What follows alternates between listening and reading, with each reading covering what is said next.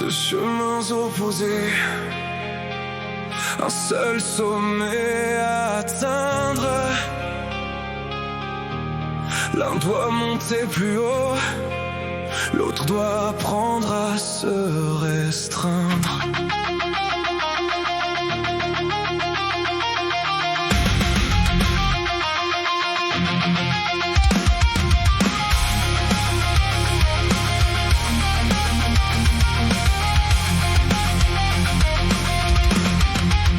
Toi qui es faible aujourd'hui, ne reste pas courbé. Ta faiblesse est un départ, pas une chaîne pour te brider. Chaque jour est un vécu que tu peux ajouter à ta force. Deviens fort sans jamais vouloir écraser de manière féroce. Toi qui es fort aujourd'hui, prends garde à ton pouvoir. La force sans la sagesse devient un piège, un miroir noir. Ceux qui dominent trop fort finissent souvent par tout perdre sans apprendre, écrasés sous le poids de ce qu'ils n'ont jamais su comprendre. À l'échelle d'un homme ou d'une nation entière, le déséquilibre appelle toujours une rupture.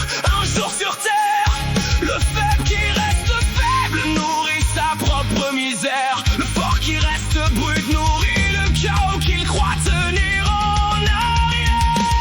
Le faible doit devenir fort, le fort doit s'assagir. Deux chemins qui se répondent, deux devoirs à tenir. L'un s'élève vers la force, l'autre descend vers la sagesse. Et c'est là, à leur rencontre, que naît la vraie noblesse. Regarde autour de toi la force en direction. Regarde aussi la faiblesse qui refuse l'ascension. Le monde n'a pas besoin de plus de puissance en conscience, ni de plus de faibles couchés, mais d'un juste équilibre en présence. Se renforcer n'a jamais trahi la douceur qu'on porte. S'assagir n'a jamais été un aveu de porte close et morte. Les deux chemins se croisent au centre d'une même quête. Devenir entier, jamais brisé, jamais tête baissée dans la tempête. Le faible doit devenir fort, le fort doit s'assagir. Deux chemins qui se répondent, deux devoirs à tenir. L'un s'élève vers la force, l'autre descend vers la sagesse. Et c'est là, à la rencontre, que naît la vraie noblesse.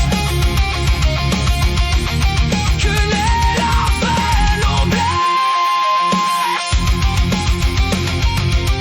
Que tu partes d'en bas ou que tu domines déjà, le chemin vers l'équilibre commence toujours là où tu es.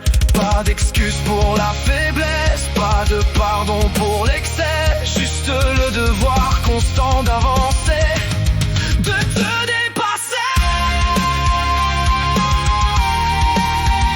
Alors avance, faible ou fort, vers ce centre à atteindre, où la force et la sagesse n'ont plus besoin de se craindre.